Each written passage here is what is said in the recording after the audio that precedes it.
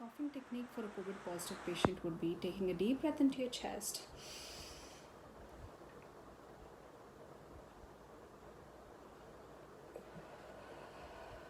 Take 5 deep breaths like this. And on the 5th breath, okay, you can watch me. On the 5th breath,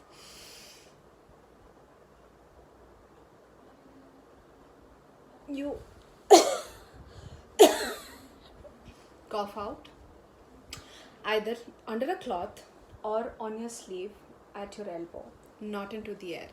In this way, it's called as the forced expiratory cough technique. In this way, you'll be able to expel all the secretions that are there in the lower aspects of your lungs, because you're going to deep breathe, aerate those lungs and mobilize the secretions that are there in the lower aspect of the lungs, and you're going to cough them out.